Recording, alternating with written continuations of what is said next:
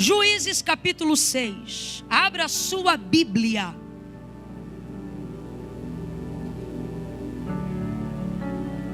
Versículo 11. Eu vou ler alguns versículos salteados. Quem puder acompanha. O anjo do Senhor veio e assentou-se debaixo do carvalho que está em Ofra, que pertencia a Joás, a Biesrita, onde Gideão, seu filho, estava malhando o trigo no lagar para o esconder dos midianitas. Quando o anjo do Senhor apareceu a Gideão, lhe disse: o Senhor é contigo, homem valente. E Gideão lhe respondeu: ai, Senhor meu, se o Senhor é conosco, porque tudo isto nos sobreveio? E que é feito de todas as tuas maravilhas que os nossos pais nos contaram, dizendo: não nos fez o Senhor subir do Egito? Porém agora o Senhor nos desamparou e nos entregou na mão dos midianitas. O Senhor então olhou para ele e disse: vai nessa tua força e livra Israel da mão dos midianitas, não te enviei eu? Respondeu então Gideão: ah, meu Senhor. Sua Bíblia, esse Senhor aí também está com S minúsculo? É porque ali a letra está garrafal, aí vocês não vão saber. Mas numa escrita cursiva, esse Senhor aqui é S minúsculo. Por quê? Porque Gideão está conversando com o anjo do Senhor, que apareceu numa revelação teofânica. O que é uma revelação teofânica, Camila? É quando Deus aparece em forma de gente, forma corpórea, humana. E aí a gente não sabe que é Deus, porque parece qualquer um de nós. Então Gideão pensa que está falando com um homem que está falando das coisas de Deus, mas ele não associa em momento nenhum que seja Deus. E o anjo do Senhor desceu ali debaixo desse carvalho que ficava no quintal do pai dele, que inclusive havia erguido um altar próximo dali a um outro Deus que não ao Deus verdadeiro. E ele está malhando trigo no lagar, porque os midianitas consumiam tudo o que Israel semeava naqueles dias, porque de verdade eles tinham pecado contra o Senhor, e o Senhor entregou ele na mão dos inimigos mesmo, para ver se eles se arrependiam nesse momento de aflição e voltavam seu coração novamente para o Senhor. Então isso não é um castigo alienado, é a misericórdia de Deus em exercício, porque como disse ele a João, o Senhor só repreende aquele a quem ele ama.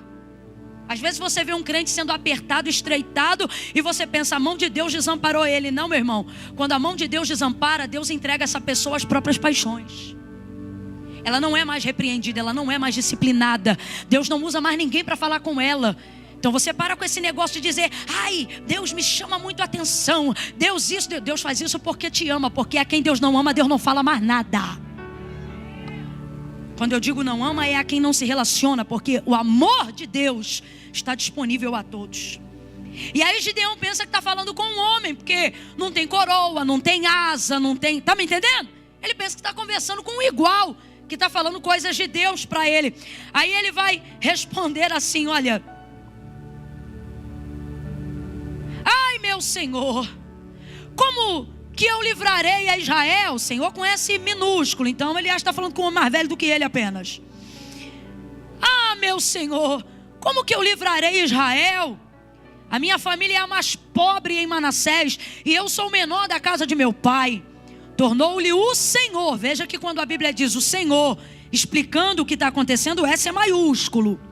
Tornou o Senhor a dizer-lhe: eu hei de ser contigo, e tu ferirás os midianitas como se fossem um homem só. Prosseguiu Gideão: se achei graça aos teus olhos, dá-me um sinal de que és tu que fala comigo. Ou seja, me dá um sinal de que é Deus que está falando comigo na tua boca. Só que não era Deus falando com ele na boca de um homem, era Deus falando com ele sendo Deus. E aí ele vai fazer uma prova. Rogo-te, verso 18, que não te apartes daqui, até que eu volte trazendo o meu presente.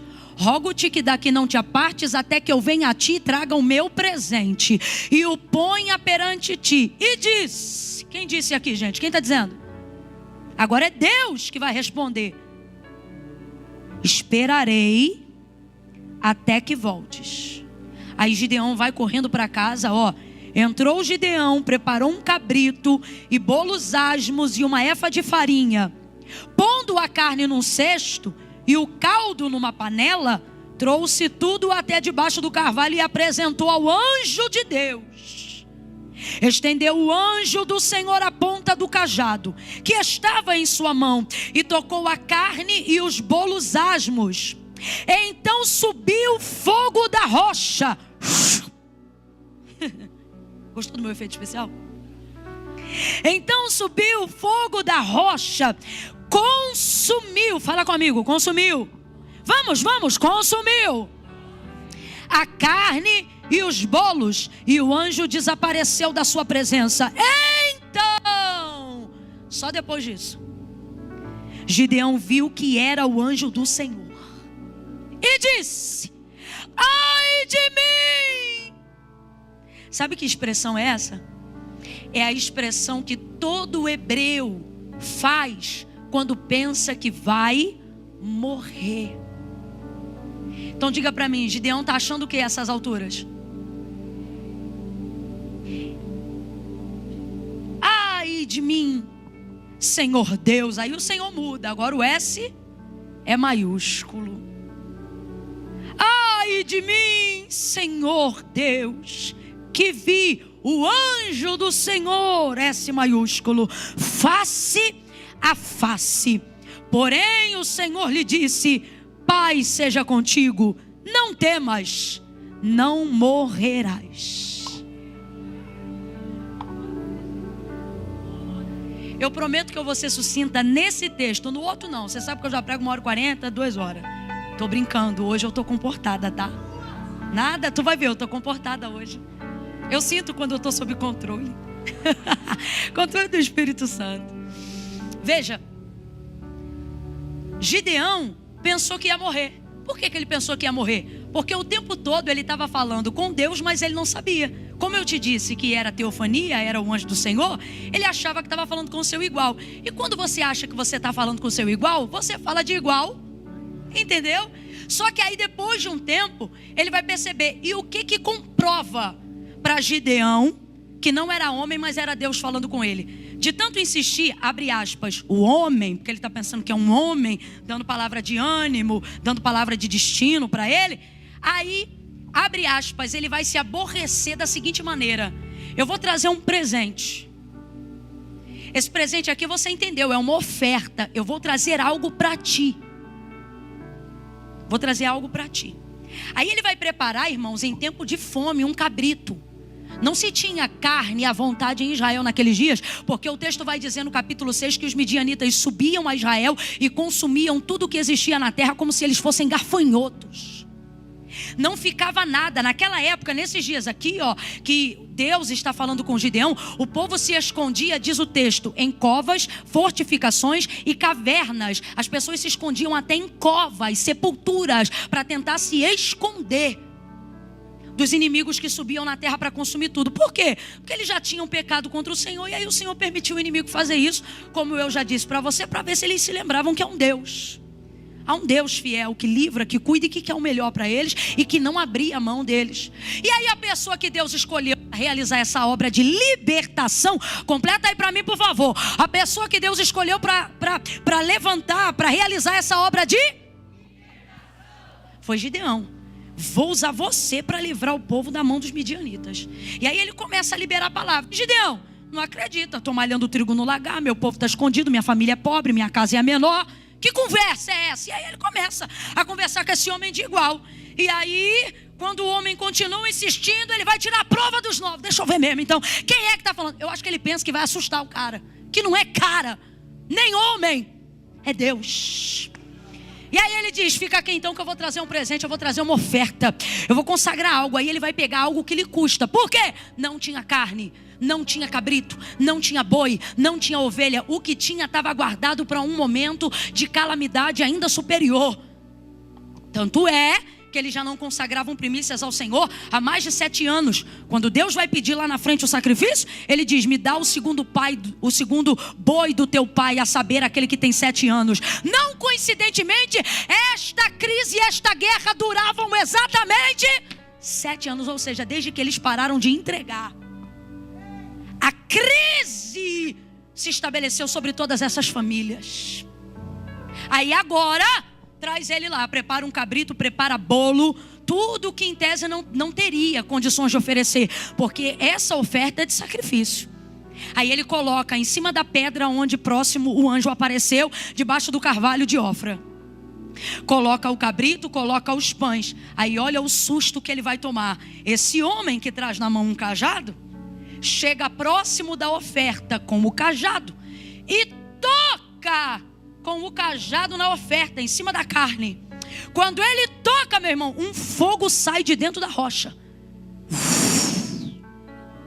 Poxa, gente, dá uma moral aí no meu efeito especial. O fogo sai e consome a oferta, não sobra nada. Fala assim comigo para você nunca mais esquecer: consumiu tudo. O que isso significa? Que Deus recebeu. Ele consumiu tudo, absolutamente. Quando ele vê aquela ação sobrenatural, porque ele está vendo que não é David Copperfield, não é mágica, ele está vendo que só o divino poderia realizar aquilo. Aí ele grita, ai! Aí o texto diz que o anjo some. Irmão, pensa no teu desespero. Tu está num dia normal lá lavando teu carro, aí aparece um homem. Não, se coloca no lugar desse homem aqui. Tu tá lá, tipo, sei lá, lavando o carro, fazendo uma comida. Daqui a pouco aparece alguém e diz assim: varoa, Deus é contigo. Aí você diz: Deus é comigo, não deixa eu trabalhar não, para tu ver o que me acontece no final do mês. Sabe assim? Tu tá ali, tipo, lavando o carro, ou sei lá, no aplicativo. Daqui a pouco entra alguém no banco de trás e diz: ei, homem, vou te surpreender, tu vai vencer uma guerra. E tu diz: guerra. É o que está acontecendo com ele. Aí você duvida. Vou entrar aqui no exemplo do aplicativo. Tu duvida.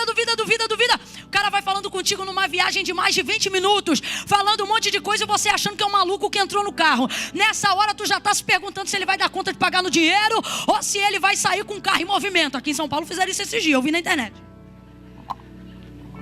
De repente, ele não abre a porta do carro e nem acontece nada de errado. Antes de chegar no destino, tu vai responder o homem. Daqui a pouco tu olha pro banco de trás, cadê? Teu mal que tu não crê. Foi o que aconteceu com Gideão. Quando ele recebeu a oferta, consumiu, o anjo sumiu. Aí ele pensou: ai de mim, o que ele está dizendo? Eu vou morrer. Todo homem que se aproxima muito da glória de Deus, ele acha que vai morrer. Lembra de Isaías? No ano em que morreu o rei Uzias, eu, Isaías, vi o Senhor assentado sobre um alto e sublime trono. A visão era gloriosa, era ou não era, gente? Era ou não era? Os umbrais das portas se moviam com a voz do que clamava. Eles diziam: santo, santo, santo, santo é o Senhor dos exércitos, e toda a terra está cheia da sua glória. O manto era tão grande que ele não sabia onde começava nem onde terminava. Uma nuvem tomava conta do lugar. Ele via as asas e serafins que voavam. Era maravilhoso. Só que aí quando ele viu isso tudo, o que ele gritou? Glória a Deus? Ele gritou aleluia? Quando você está muito perto da glória, você não grita glória, você grita ai. Todos os homens que se aproximam demais da revelação de Deus sentem que vão morrer. Porque ao contrário dos arrogantes, que dizem que estão perto de Deus, mas são cada vez mais arrogantes na sua espiritualidade, os homens que verdadeiramente se aproximam de Deus veem o quão pecador são diante da glória dele. Então todo homem que se aproxima muito da glória de Deus pensa que vai morrer. Ele também não disse glória nem aleluia, ele disse ai! Pensou que ia morrer. Só que se o anjo desapareceu, por que o verso seguinte diz assim: e o Senhor lhe disse: não temas, fique em paz, pois não morrerás. A presença física saiu, mas a voz continuou a falar com ele. E essa voz está aqui falando conosco pelo poder da sua palavra. Você pode fazer comigo, pode fazer com a palavra que eu estou pregando, desdenhar e achar que tudo isso faz parte de uma liturgia para arrancar de você alguma coisa. E você não me engana não, irmão. Daqui de cima Deus me dá discernimento de cada um. Isso é um pensamento que você pode ter, mas eu creio que ainda antes do culto acabar, você não vai dizer glória, você vai sair daqui dizendo ai! Por que eu não acreditei? Porque não é sobre nós que falamos, mas é Ele através de nós dizendo quem Ele é e o que Ele faz. Por que eu estou dizendo isto antes de ofertarmos? Porque eu quero que você entenda uma coisa. Quem inventou que culto é lugar de receber foi a cultura ocidental. A cultura oriental, que foi mais aproximada da liturgia devocional, sempre aprendeu que culto não é lugar de receber, é lugar de entregar. E como é que eles tiravam prova para saber? Como é que eles tiravam prova para saber que era Deus que estava falando com eles? Não era como nós fazemos. Vamos falar rasgado? Como é que nós fazemos? Se o Senhor é comigo, abre tal porta. Estou mentindo, gente? Vamos falar a verdade, vamos jogar limpo nessa noite? Se o Senhor é comigo, faz tal coisa assim, assim acontecer. É assim ou não é? Mas naquela época não era assim não. Sabe como é que o povo provava se era Deus? Se o Senhor é Deus que está falando comigo, deixa eu ver se tu aceita receber o que eu vou te dar. Por que, Camila? Isso não faz sentido, você vai entender agora. Sabe por que faz sentido? Porque a Bíblia diz acerca de uma característica de Deus. De Deus é o dar. Completa para mim, para eu ter certeza que você ainda está me ouvindo. De Deus é o...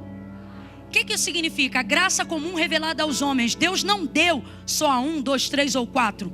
A característica do Deus que dá, ela é comum a todos os homens. Oxigênio agora. Só os justos respiram ou os ímpios também estão respirando? Os ímpios também estão respirando. Dinheiro. Só os que servem a Deus têm ou os que não servem têm também? Família feliz. Família feliz. Só o crente tem família feliz? Ou quem não é crente tem família feliz também? Você para de ficar nessa bolha, hein? Tem gente que não é crente e tem caráter. Tem gente que não é crente e é feliz. Graça comum revelada a todos os homens. O sol que aquece a casa do justo também brilha na casa do ímpio. Sim ou não? Porque de Deus é o dar. E Deus amou o mundo de tal maneira que deu o seu Filho unigênito para que todo aquele que nele crê não pereça, mas tenha vida. Ele disse que deu só por aqueles que creem nele. E o Filho foi dado só por aqueles que vão à igreja? Não, e Deus amou o... Bora, abre a boca. Deus amou o mundo. Porque de Deus é o... Vou falar bem rasgado que é pra gente ganhar tempo e você entender. Dá. Deus dá para qualquer um. Então isso não prova que Deus me aprova quando eu recebo alguma coisa. Estão acompanhando? Quando é que fica comprovado que eu sou de Deus um escolhido? Quando Ele aceita receber o que eu ofereço. Por quê? Porque Deus dá a qualquer um, mas receber só de quem Ele escolhe, só de quem Ele chama, só de quem Ele levanta. Por isso o povo tirava a prova de se era Deus falando com eles, não pedindo para receber, mas vendo se Ele aceitaria a entrega. Por isso Gideão disse: fica aqui então, que eu vou te trazer um presente. Como quem diz assim, vamos ver se você recebe. Porque só Deus pode receber o que eu digo que é para Ele. Quando ele viu o fogo consumindo a oferta, aí, meu irmão, aí, ó, perna batendo na outra. É Deus, eu não sabia. Então eu quero deixar essa oportunidade aqui. Eu vou fazer a minha entrega e eu te confesso que enquanto Deus falava isso comigo, aí meu problema já não era mais ofertar. Sabe qual era o meu problema? Eu fiquei ali uma boa parte do último louvor dizendo assim: poxa Deus, aceita a minha entrega, por favor. Porque eu comecei a ver como a gente é limitado na entrega. João capítulo de número 4, a samaritana viu Jesus chegar no poço, olhar para ela e dizer assim, ó, dá-me de beber. Ela disse: como sendo tu judeu pede de beber a mim? Ela só ficou assim porque ele chegou pedindo. Porque se ele chegasse dando, ela tinha recebido. Eu já preguei isso aqui no ano passado. Não vem com essa que ela tinha 5, já teve 5 maridos e o 6º não era dela. Estava beijando na boca de um cara que não era dela. E aí agora ela tem padrão de moralidade para poder dizer que, ai, como sendo tu judeu. Que tu judeu, mulher? Tu tá... Ah, não me irrita. Mas não é. Vamos falar real? É porque ele chegou pedindo e a gente só quer se relacionar com o Jesus que dá. O culto acaba para você porque você não se conforma que Deus peça. Só que aí é que tá, eu vou te dizer, Deus não pede. O que Ele nos dá é a oportunidade de saber quem Ele usa, quem Ele vai escolher, quem pode ser um canal para ser útil para Ele. Eu não sou escolhida quando Deus me dá. Não se iluda com isso, porque senão qualquer hora tua mente vai bugar, porque você vai ver quem é recebendo e quem não é tendo igual ou mais. Então como é que você vai usar isso para aferir quem é de Deus e quem não é? Agora, como eu posso aferir, Camila? Não é pelo tanto que Deus me dá, mas é pelo quanto Ele não abre mão de que seja eu que entregue, eu que faça. Então eu torno a dizer, não sou escolhido quando Deus me dá, sou escolhido quando Ele aceita receber de mim aquilo que eu quero dar. Então a oração agora não é, Deus, toca no coração para que alguém aqui dê. Se tu está pensando que eu vou orar por isso, ora você, que eu não vou orar não. A minha oração, e quem quiser me acompanhar, é essa: Senhor, por favor, aceita o que eu vou entregar. Agora, se aquilo que você vai entregar te constrange, talvez seja porque não seja isso que você deveria entregar. Ninguém aqui determina. Ninguém. Olha o que Gideão falou: eu vou lá trazer um presente. O que ele está dizendo? Eu que vou decidir o que eu vou trazer, e o Senhor que vai decidir se vai receber. Dê alguma coisa que combina com o seu entendimento sobre isso. Hoje mesmo eu fui desafiada. Falei, Jesus. Ele falou comigo assim, ó. O Espírito Santo fala mais rápido que as nossas desculpas, né? Ele falou assim, ó: faça isso. E aí ele me falou o que era para fazer, o valor para ofertar hoje. E eu cá comigo pensei, Senhor, se eu fizer isso, eu só vou ficar com aquilo. E ele não me disse mais nada. E aí eu me lembrei desse texto e ele falou assim: o que você vai dar, eu posso dar para qualquer um, mas aceitar receber de você, aí só eu posso fazer isso. E aí nessa hora meu coração se quebranta, porque eu digo, a minha alegria não é saber o que eu tenho, é saber que tudo que eu tenho vem da mão de Deus. Então a gente adora dizer que tudo que a gente tem é de Deus, mas basta subir um pouquinho que a gente diz, não. E Deus está dizendo, mentiroso, então não é nada meu, né? E eu não quero ficar por mentirosa hoje não. Então as minhas coisas são do Senhor. Eu não sei como funciona o sistema de oferta aqui. É Pix? Chave Pix no QR Code? Envelopes na cadeira? Salva? Como é? É isso, os dois? Quem quiser ofertar em espécie, você vai levantar a mão, vai pedir a irmã, ela vai aí com a salva, você coloca o teu presente aí no... Ai, Camila, mas eu vou fazer porque eu estou confrontado. Não fique. Não fique. Não quero, não concordo, não faça, nem a gente quer teu negócio. Não queremos, você não faça. Não, Camila, me confrontou, eu me sinto desafiado nessa noite. Agora, como é que você vai saber que Deus recebeu? Não entregue uma oferta aleatória.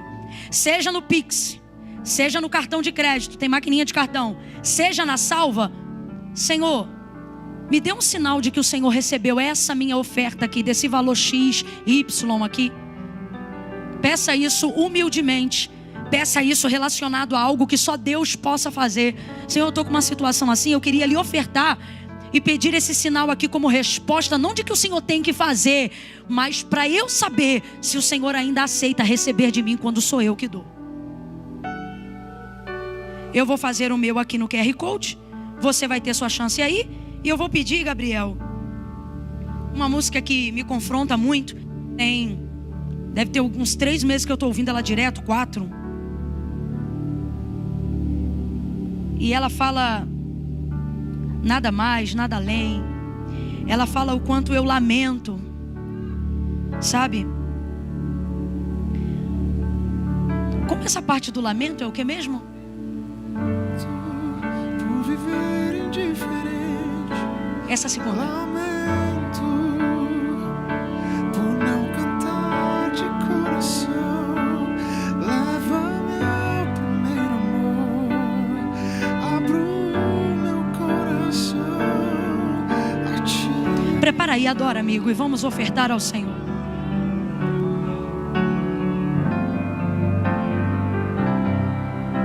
Nem vou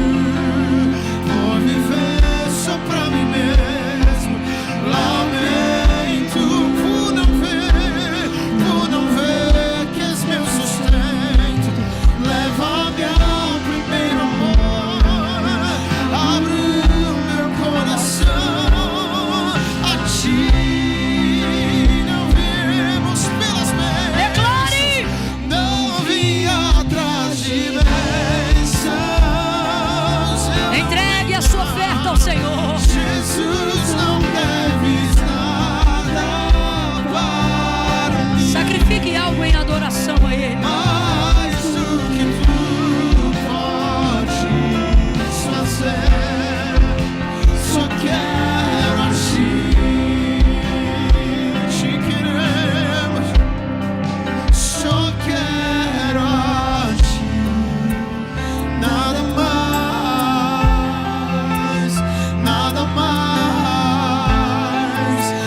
além de ti. Só quero a ti.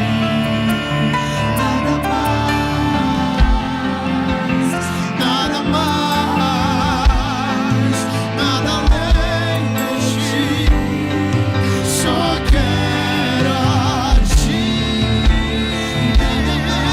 A ti. Nada mais, nada além de ti. Só quero a ti, Senhor. A ti, Senhor. Nada além de ti. Eu só quero a ti. Nada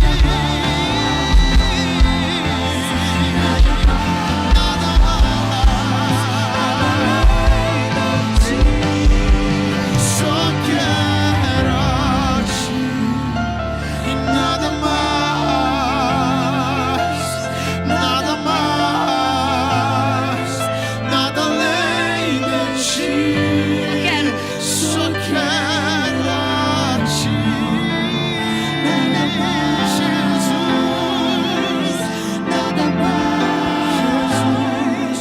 Nada além de ti. Oh, aleluia. Aleluia. Aleluia. Oh, glória. Aleluia. Oh, aleluia. Recebe, Senhor. Fazemos para ti, como disse o apóstolo Paulo aos Colossenses, como que aos homens, mas não aos homens, porque a Cristo o Senhor, a este servir. Aonde houve alguém aqui, Senhor, que foi encorajado pela palavra, que creu, abençoa a semeadura. Peço ao Senhor que aquele que te ofertou lágrimas por não ter um valor para te entregar, recebe de igual forma. Aquele, Senhor, que queria ter algo, mas só tinha um glória, um aleluia, eu sei que tu recebeste de igual forma. Aquele que se sacrificou, Senhor, que haja resposta. E que como Gideão ficou surpreso e entendeu que era o Senhor mesmo, que esta pessoa também veja que era o Senhor mesmo. Responda a Ele, responda a ela, por favor. Essa é a nossa oração em nome de Jesus. Quantos concordam dizendo amém? Amém. Deus te abençoe. Deus abençoe sua semeadura. Mateus capítulo 21. Vamos ao texto. Mais uma porção da palavra. Evangelho de Jesus segundo escreveu Mateus, capítulo de número 21.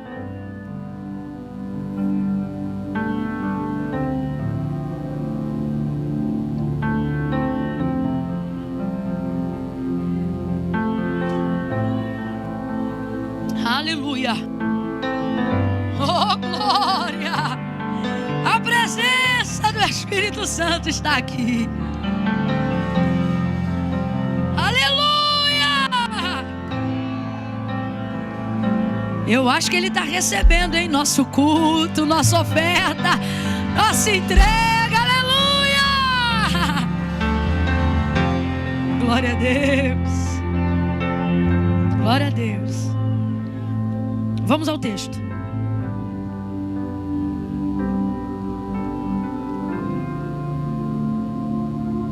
Versículo 18, 19 e 20. Mateus 21, versículo 18, 19 e 20. Quem achou, diga amém. Quem trouxe Bíblia, diga glória. Isso. Quem não trouxe, não diga nada. Diz assim, ó. De manhã, ao voltar para a cidade, teve fome. De manhã, ao voltar para a cidade, teve... Isso, aqui é Jesus, tá, gente? É Jesus aqui, ó.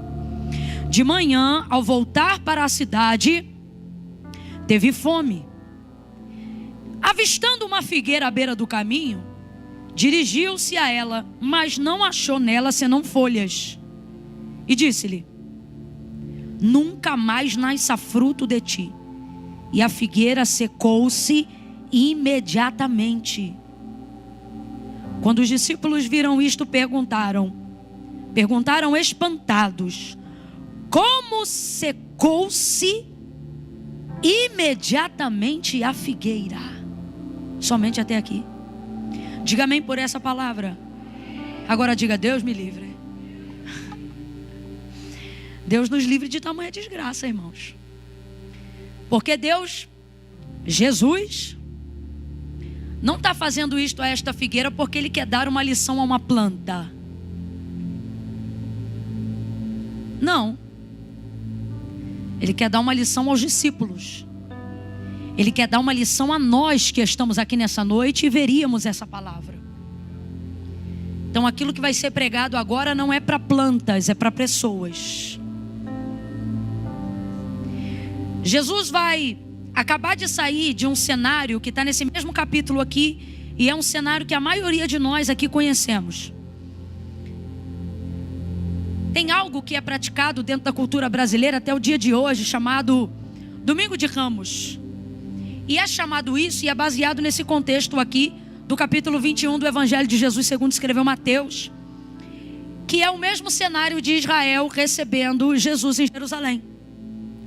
Quando, depois que a sua fama já havia percorrido todas as cidades circunvizinhas a Jerusalém, e ele já era popular e pela maioria reconhecido como um profeta, há outros que chegavam a reconhecê-lo como o Filho de Deus mesmo. Mas a verdade é que todo mundo estava muito emocionado com a realização dos milagres que ele fazia. O texto vai dizer em Mateus 14 que Jesus se movia de compaixão por essa multidão que ovacionava, aplaudia, chamava ele, porque na verdade via que eles tinham fome e que na verdade eles não seguiam a Jesus pelas suas palavras, mas seguiam a Jesus porque tinham fome. Sai do século 21 e tenta entrar na realidade daqueles dias. Nós estamos falando de uma época aonde as pessoas não tinham o que calçar, não tinham o que comer, não tinham o que vestir, aonde o sistema romano subjugava Israel de tal maneira que a maioria da população era pobre. Por isso, inclusive, o profeta Isaías anunciava messianicamente que o ungido seria enviado aos pobres. O ministério de Jesus foi amplamente difundido em becos, valados, vielas, por pessoas extremamente marginalizadas pela sociedade. Então, quem ele chamou para trabalhar com ele? Pessoas nessa condição de vulnerabilidade social. Tanto é que no sistema de mentoria de Jesus no discipulado, o que Jesus fazia com seus discípulos? Olha, eu não quero vocês andando ansiosos por essas coisas. Que coisas? Pelo que comeremos, pelo que beberemos, pelo que vestiremos. Ou seja, no fundo, até os discípulos quando andavam com Jesus, andavam com ele na esperança de serem abastecidos nas suas necessidades físicas. Tanto é que nesse mesmo texto Jesus vai dizer: olhem para os lírios do campo, nem Salomão se vestia como um deles. As aves do céu não trabalham como vocês, e delas o Senhor também cuida.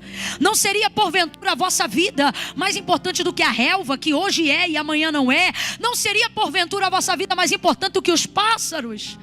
Não fiquem preocupados com essas coisas. Apenas saibam que o vosso Pai que está no céu de todas essas coisas, Ele tem cuidado de vós. Mas buscai primeiro o reino do céu e a sua justiça, e estas coisas serão acrescentadas. Então essa era a mensagem de Jesus, para que o povo tivesse esse entendimento. Muitos, na verdade, não o seguiam porque acreditavam que ele realmente era o Filho de Deus, mas porque ele era um profeta, porque ele era um provedor. Então, depois que essa fama já havia percorrido, Jesus agora vai entrar montado sobre um jumentinho. E quando ele entra, o povo vai pegar galhos e ramos. Está aqui no versículo 8 do capítulo 21. Vai pegar ramos e aí ele vem entrando e começam: Hosana! Lembra? Alguém aqui lembra dessa passagem? Hosana nas alturas! Uau, é um grande dia. Está todo mundo reverenciando ele. Está todo mundo celebrando ele. Está todo mundo enaltecendo ele. Escute, escute. Aparentemente todos estão reconhecendo: é ele, é ele, é ele. O rei dos judeus é ele.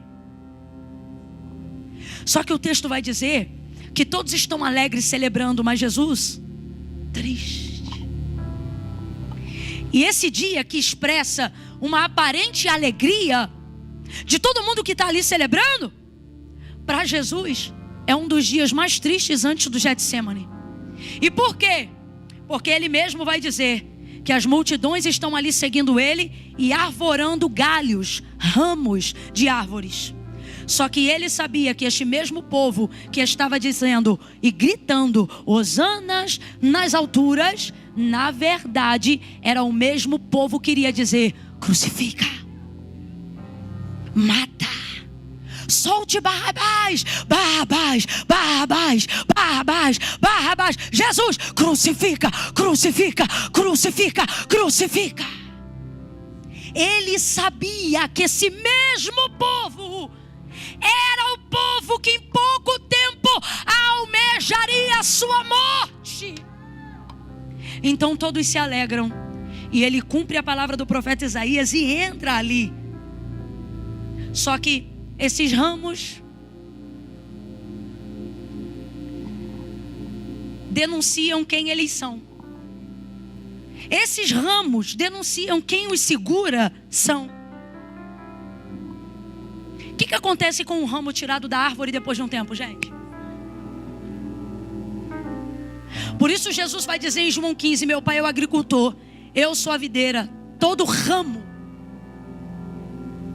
que em mim não dá fruto. Você vai olhar para alguém agora e vai dizer assim: ele não quer folha, ele quer fruto. Você não falou, você miou, vou te dar mais uma chance. Diga: ele não quer folhas. Diga: ele quer frutos. Por quê? Porque folha decora, folha aparenta, folha esconde ou deslumbra, mas folha não sustenta. Ele deixa claro que ele é a semente que morre para que haja retorno. E qual é o retorno? O retorno é fruto. Tudo aquilo que não é fruto não é o suficiente para a eternidade. Talento não é fruto, é folha. Dom não é fruto, é folha. Por isso naquele grande dia muitos vão dizer: em teu nome eu curei, e curou mesmo. Eu quero que você se lembre dessas palavras de Jesus acerca do grande dia. Ele vai dizer que naquele dia não são poucos, mas são muitos que vão se achegar a ele e vão dizer assim: ó, em teu nome eu curei. Gente, presta atenção nisso aqui. Eles não vão dizer: em teu nome eu tentei, curou mesmo. Em teu nome eu fiz prodígios, sinais e maravilhas. O que é isso? Isso é dom, isso é talento. Mas no celeiro Deus só guarda fruto e não folha.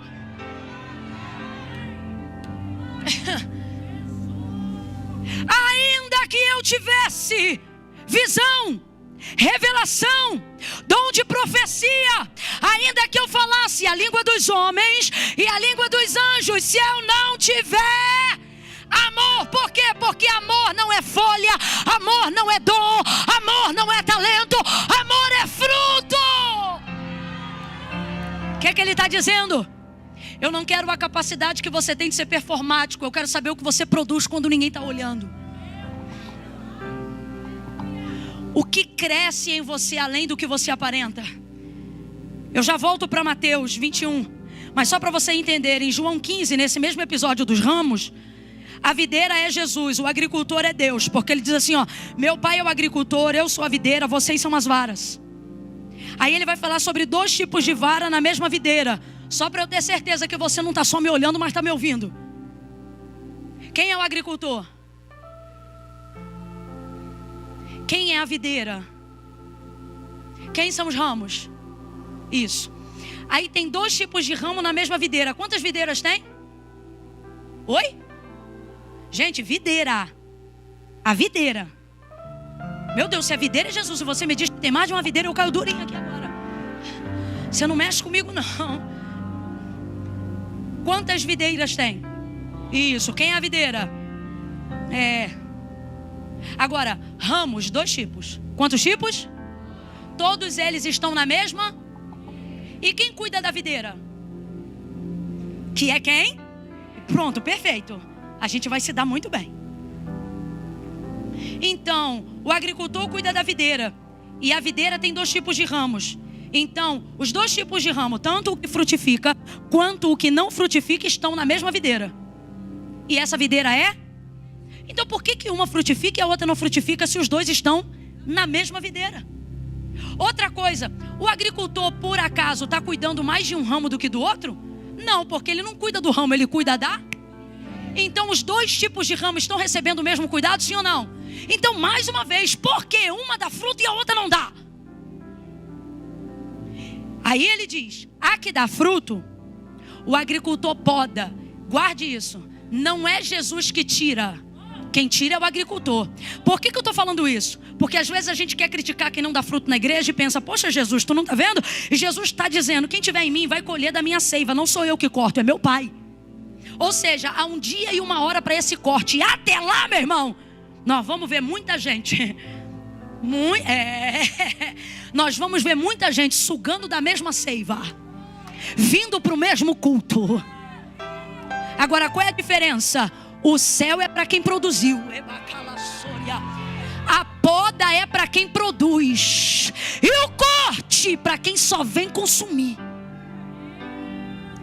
E não Camila, você está dizendo que eu não posso vir no culto, meu irmão? Pode, venha. Eu vinha direto e não fazia aliança com Deus. Era um pé no mundo e um pé na igreja. Mas um dia eu entendi que ou eu aguentava a poda, ou eu seria cortada no grande dia. Por quê? Porque o que determina a sua entrada no céu não é a folha, nem é o ambiente. É a capacidade que você tem de produzir em cima do que você consome. Um ramo dá fruto e o outro não dá fruto. Como se os 2 estão na mesma videira. E aí Jesus vai dizer assim, olha, se vós estiverdes em mim, ora, mas os 2 estão, o que dá e o que não dá. Então isso não é determinante. Estar nele não é o que determina. Quem dá fruto está nele? Sim ou não? São 2 varas, vamos embora. Quem não dá fruto também está nele? Frequenta o culto, vem para a igreja, canta o hino, vai vir até o ofertor. Só que não é isso que determina. Essa parte não determina, porque ele diz assim, ó, se vós estiverdes em mim, então as 2 estão. Só que aí agora vem aonde determina. E as minhas palavras permanecerem em vós. Então o que ele está dizendo? Você se identifica comigo de várias maneiras, mas eu só me identifico com você de uma maneira. Então assim, você vai estar em mim de diversas formas, mas eu só vou estar em você de uma única forma. Qual? Se a minha palavra estiver em você.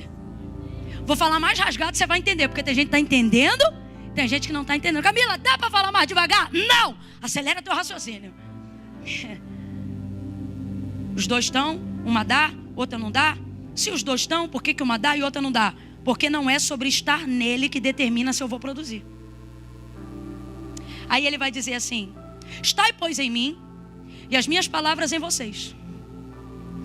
Pedireis o que quiserdes e será feito. Ora, assim como a vara de si mesmo não pode produzir, sem mim, nada. Aqui está a determinação de por que uma vara produz e a outra não produz. Por que, Camila, se as 2 estão nele? Porque eu estou nele, mas isso não me faz produzir. O que me faz produzir é quando ele... De que maneira eu estou nele? Por favor, me ouça. De que maneira eu estou nele? Se eu estou no culto, eu estou nele. Se eu estou dando glória a Deus, eu estou nele. Se eu oferto, eu estou nele. Se quando canto um hino eu sinto a presença, irmãos, isso significa sim que eu estou nele. Não é porque uma pessoa não é batizada e toma santa ceia, ou não está atrelada ao rol de membros de uma igreja, que ela não sente Deus. Eu me lembro que sábado eu estava no baile e domingo eu ia para a igreja e ninguém me impedia de sentir Deus no domingo. Eu chorava, eu cantava, eu tremia, eu tinha temor na presença de Deus. Mas gerava fruto? Não, não gerava. Por quê? Porque era eu nele, ele em mim. Eu não deixava, porque eu ia ter que parar de ir para o baile.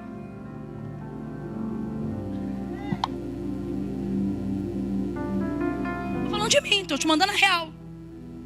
Era eu nele, eu fazendo campanha, eu pedindo vitória, eu orando, eu chorando, eu sentindo a presença de Deus. Foi eu nele uns 9 meses. Ainda bem que o agricultor não veio.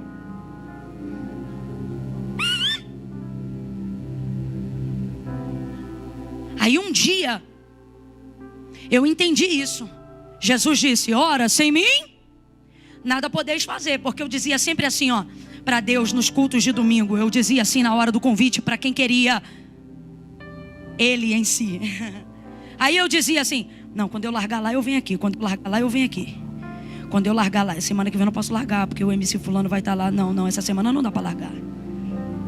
Daqui 2 semanas também não dá, é carnaval, o trio. Ixi, já comprei, vão morrer mais 14. Era sempre eu nele. Na hora que o pastor dizia: quem quer Ele em você? Eu dizia: não posso. Porque não cabe pecado e ele em mim. Não cabe sem vergonhice e ele em mim. Até cabe eu como estou nele. Mas eu como estou e ele em mim? Não. Então era eu nele e ele em mim não. Acabou o culto, acabou ele. Saí do ambiente espiritual, saía ele. Porque era só eu nele. Quando era ele em mim, não estou pronta não. Mas aí um dia eu entendi. E aí não foi mais só eu nele. Aí não era mais eu me ver nele. Era querer que ele se visse em mim. E de que maneira isso acontece? Somente pela palavra. Por isso ele diz: se vocês permanecerem na minha palavra e a minha palavra permanecerem, aí vocês pedirão o que vocês quiserem. Ele diz: esse vai dar muito fruto. E aquele que dá fruto eu podo. Para quê? Para dar mais fruto. E o que não der fruto, eu corto. Eu corto. Para de gerar, de usar a sua energia para saber quem não está produzindo. Usa a sua energia para produzir fruto para a glória de Deus. De que fruto é esse que ele fala? Especificamente, fruto digno de arrependimento. O que é isso? Eu vou fazer o que eu tiver que fazer. Por quê? Porque não está bastando mais só eu nele. Eu também quero ele em mim. E quem já entregou a vida para Cristo aqui sabe do que eu estou falando, irmão. Uma coisa é você frequentar um lugar onde Ele está. Uma coisa é você receber uma porção de quando Deus se manifesta. Outra coisa é você estar sozinho na rua e saber que você está transbordando unção de Deus aonde você passa, graça de Deus aonde você entra.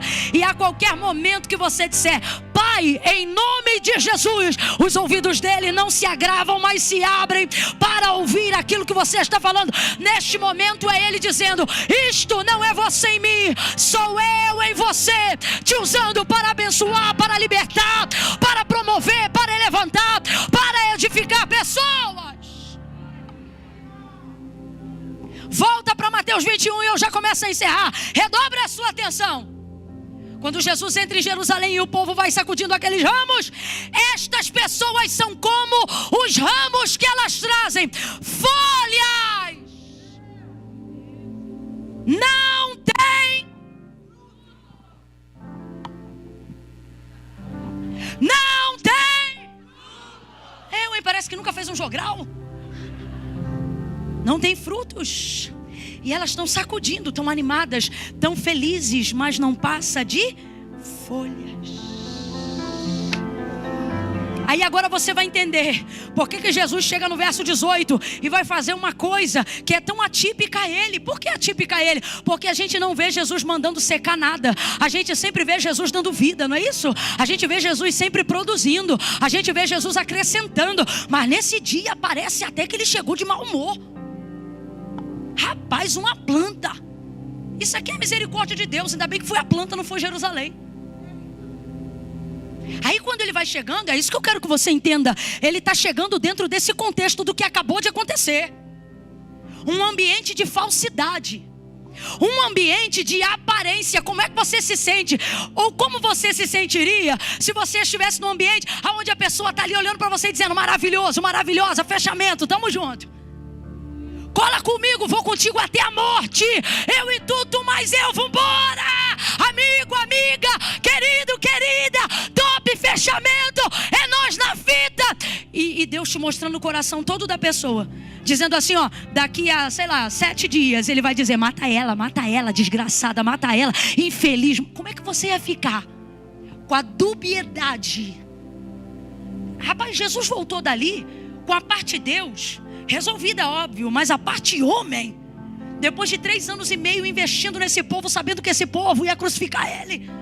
Aí ele vem voltando e o texto diz: rapaz, eu percebo que Jesus está tão presente ali na sua... Isso aqui me aguenta? Tão presente ali na sua humanidade, que ele vem andando e a gente vê até uma necessidade. Você só vê a Bíblia dizendo que Jesus teve fome. Se eu não me engano, é Lucas 4 que fala a tentação do deserto. Quando 40 dias, né? Quando 40 dias depois de jejuar, irmão, depois de 40 dias sem comer, como é que não sente fome? Só depois você não ouve mais. Depois você ouve os outros querendo fazer ele comer, e ele dizendo: minha comida e minha bebida é fazer a vontade do meu Pai que está no céu. Só que nesse dia, sua humanidade foi tão atingida que até fome o texto revela que ele sentiu. Ih, gostei daqui, faz barulho. Aí ele vem voltando desse cenário, vem comigo. Ele vem voltando desse cenário. Quando ele olha para a figueira, ela está com a folhagem toda aparente. Qual é o lance aqui? Se você já ouviu, vou ouvir de novo. O lance é que a figueira só produzia figo depois que as folhas já estavam viçosas e aparentes.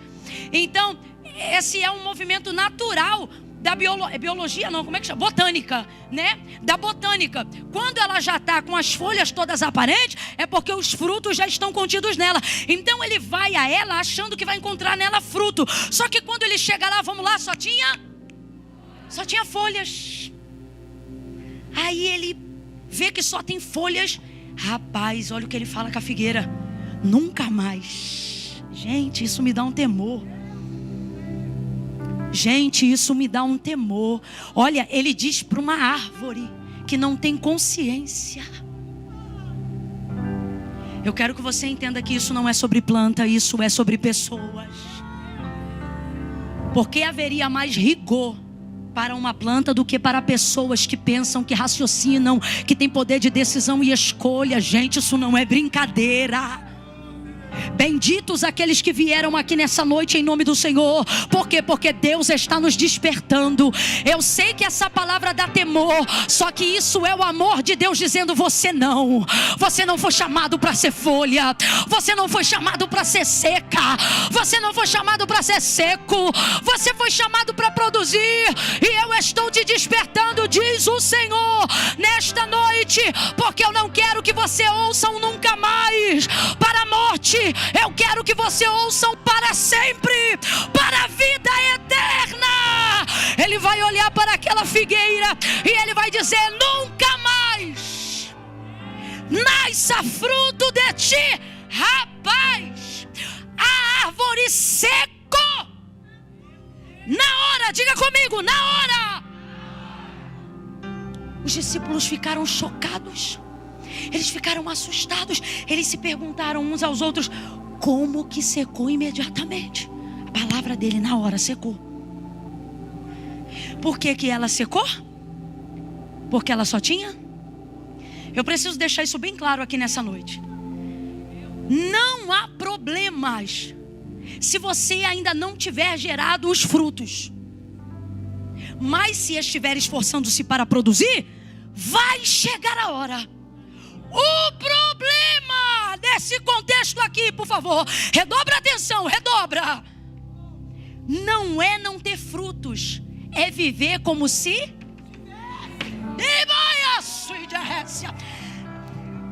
O que irrita Jesus não é a esterilidade dela. O que irrita Jesus é a aparência. Sou só eu ou mais alguém está tomado do temor do Senhor? Deus está dizendo para mim, para você: se não chegou a hora de produzir, ok, se humilhe, arrependa-se, peça perdão, peça a Deus misericórdia, mas não continue cantando como se ainda tivesse unção, não continue pregando como se ainda tivesse poder de Deus, não continue aparentando para as pessoas uma vida da qual você não sustenta. O maior pecado da igreja da última hora não é não produzir avivamento, é viver como se tivesse. Vou falar rasgado.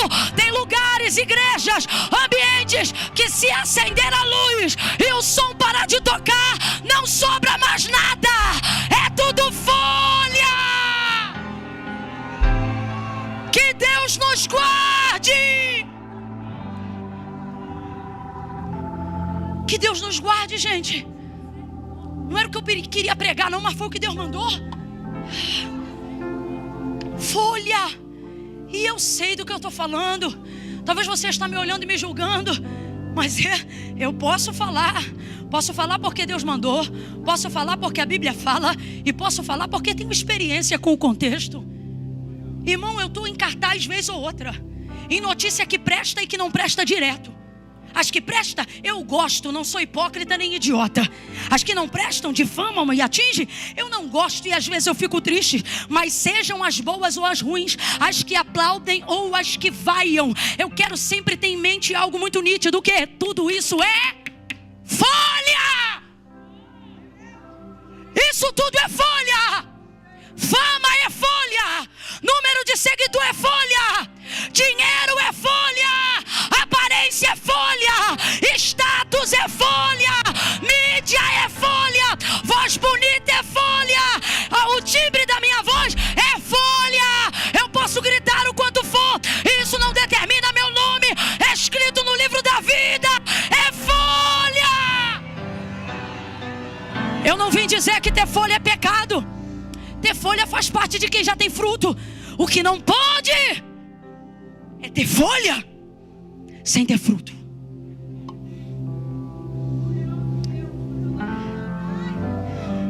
Me ajude a pregar em nome de Jesus.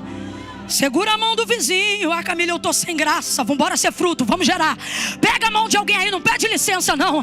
Pega a mão de alguém aí agora e diga para essa pessoa: primeiro fruto. Fala, primeiro fruto. Isso, olha para aqui, volta para cá. Não se esforce em produzir folha. Por quê? Porque folha é consequência de quem já deu fruto e não ao contrário. Eu não estou dizendo que seguidor é pecado, não estou dizendo que mídia é pecado, não estou dizendo que dinheiro é pecado. Não! Se isso for consequência de uma vida que está produzindo, está falando porque está produzindo, está correndo porque está produzindo, está perseguindo porque está produzindo, se está tendo é porque está produzindo, está trabalhando, está produzindo. Agora, se isso é apenas o resultado de alguém que quer esconder o que não tem,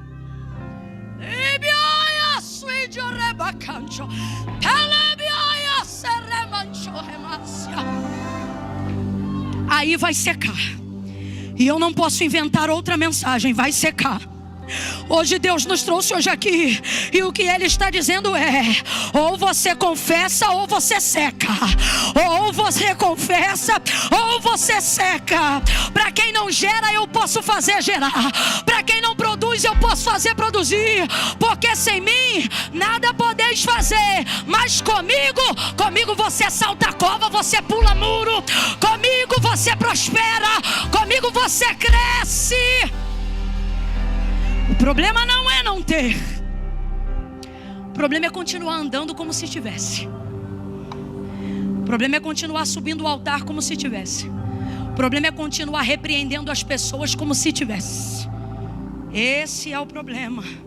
Feche os seus olhos, curva a sua cabeça. Eu vou te dar alguns segundos. A oração de quem tem temor deve ser essa: Senhor, passe em revista a minha figueira nessa noite, porque aonde tiver vida de aparência, eu sei que tu me trouxeste nesta noite para eu rever meus conceitos, para eu rever minha vida devocional, para eu me lembrar que vida pública é folha, mas vida de oração no quarto é fruto. E eu não quero ter mais folha do que fruto. Ore, ore, ore, peça a Deus misericórdia, peça a Deus perdão, fale para Ele a verdade, fale para Ele a verdade, conta a verdade.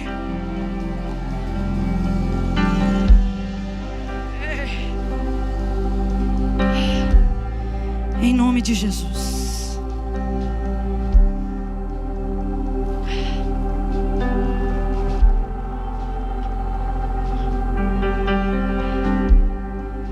Jesus tem misericórdia. Jesus tem misericórdia. Jesus, não podemos, não podemos. Não podemos, Senhor, não podemos. Não queremos assim. Não, não, não, não, não. Queremos a Tua palavra. Queremos a Tua verdade. Queremos produzir para a Tua glória. Ai, que temor. Me livra, me guarda. Vamos, ore, ore. Ore essa oração, Senhor, me livra, me guarda. Me guarda de mim mesmo e de viver uma vida de aparência. Me guarda, Senhor, de ter foto bonita na rede social e uma realidade espiritual distorcida da verdade. Me livra de ser um sofisma. Me livra de ser uma confusão. Me livra de ser um antagonismo no Teu reino. Me livra.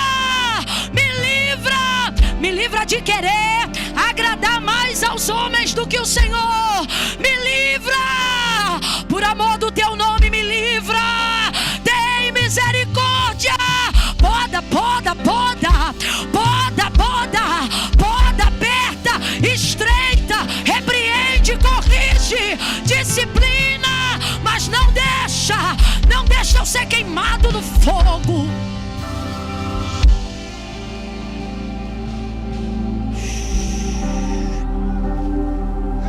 No fogo para onde vão os difamadores. No fogo para onde vão os assassinos. No fogo aonde ficarão os mentirosos. E todos aqueles que amam a mentira e odeiam a verdade. Me livra do fogo. Me livra do fogo. Me livra de, uma vez tendo sido videira, terminar a minha história sendo palha. Me livra do fogo. Me livra do fogo que vem para destruir.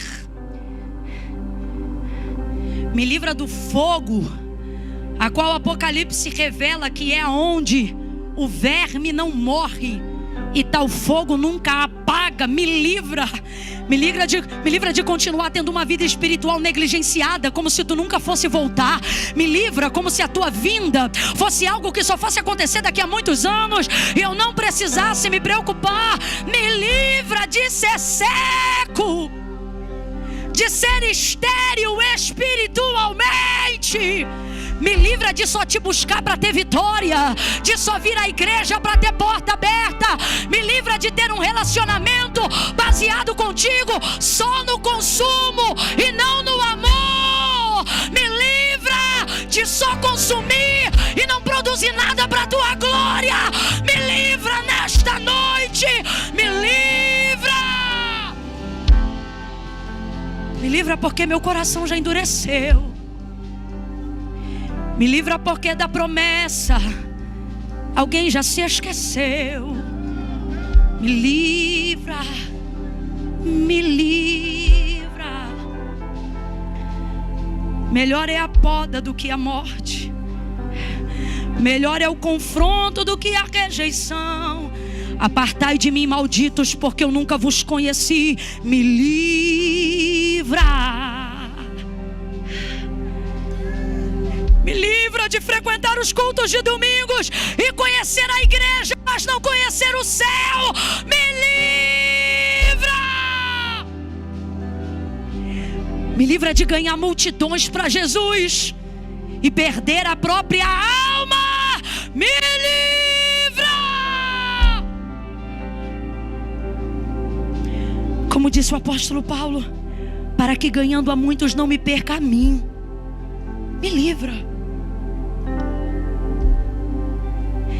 Me livra de ser alguém que fala de ti, mas não fala contigo. Me livra de ser alguém que gosta de ouvir quando os outros falam,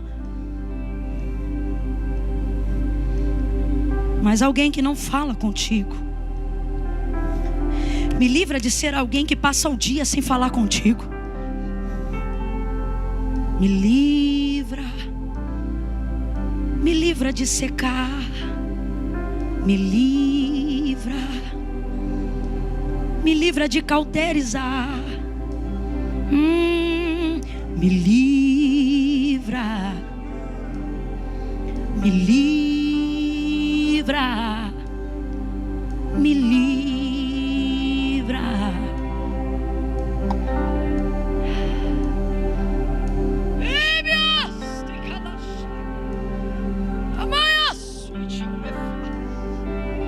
Tem misericórdia, Senhor. Perdoa os nossos pecados nessa noite. Aonde houver alguém aqui, Senhor, com o coração arrependido, se sentindo tocado pela Tua palavra, que é a verdade, livra, desperta e ensina-nos a não mais nos iludirmos com aparência, com status, com expectativas humanas, em nome de Jesus.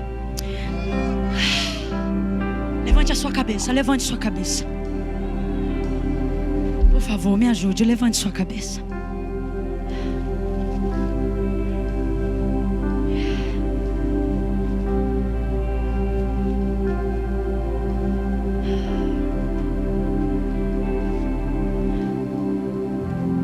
Fale comigo. Diga assim: não quero folhas, quero frutos. Isso. Sabe por que não devemos querer folhas? Não estou dizendo que não vamos tê-las. Elas fazem parte. Elas só não podem ser usadas para esconder o que não temos. Elas devem existir para evidenciar o que já temos.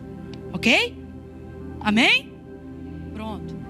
Por que não pode ser ao contrário? Porque foi assim uma vez. Quem ainda está comigo aqui, diga amém. Bota na tela aí para mim, por favor, Gênesis capítulo de número 3.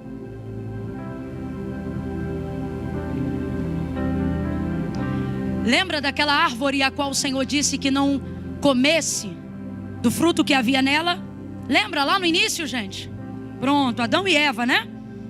Aí eles comeram porque a serpente astuta conduziu, Eva comeu, ofereceu a Adão, ele aceitou. Todos pecaram e por isso fomos destituídos da glória de Deus. Foi assim que o pecado entrou no mundo. E sabe qual foi o contexto e o cenário? Esse aí que está na tela. Veja.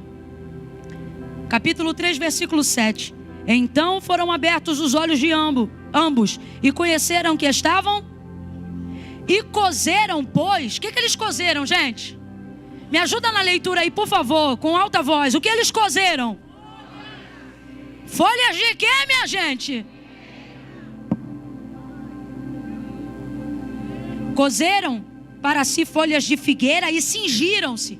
Em outras versões vai dizer, eu gosto dessa versão aí porque olha como ela diz: e fizeram para si aventais. O que é avental?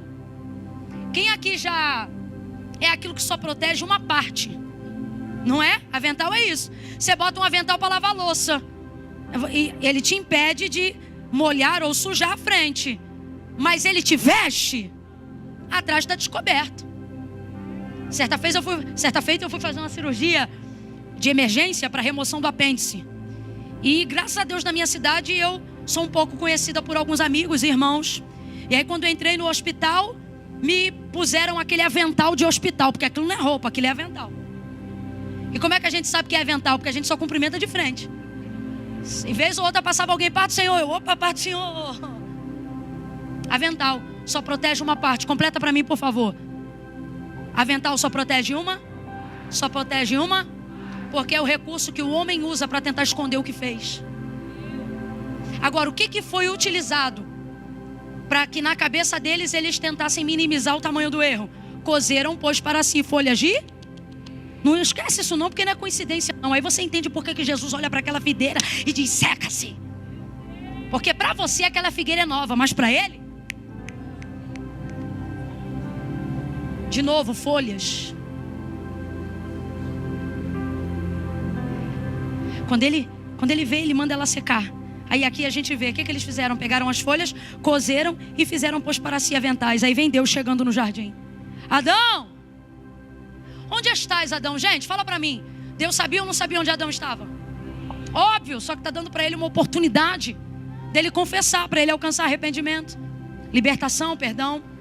Onde estás, Adão? Aí ele se esconde. Aí Deus vai chamando, aí ele diz: olha, eu ouvi tua voz soar no jardim e me eis, porque eu vi que eu estava. Como tu sabes que estava nu? Comi da fruta que o Senhor falou que não devêssemos comer. Aí sabe o que Deus vai fazer? Vai dar uma sentença para cada um, para o homem, para a mulher e para a serpente, mas vai cobrir o homem e a mulher. E como é que ele vai fazer isso? Com vestes de quê? Quem lembra? De animais ou de animal. Por isso a palavra de Deus garante: o cordeiro já estava preparado. Quando? Depois do pecado? Antes da fundação do mundo. Você sabe o que Deus fez? Tirou a folha de figueira, irmã. Tira esse avental aí. Sacrificou. Ele sacrificou. Para você é só um animal, mas isso já era o apontamento do sacrifício do sangue que redimiria a nossa culpa. Ele tira a folha, ele derrama sangue. Quem já foi coberto pelo sangue está entendendo. Quem já foi coberto da vergonha, levanta da cadeira e começa a adorar o Cordeiro que tira o pecado do mundo. Ele tira a figueira, ele tira a figueira, ele tira a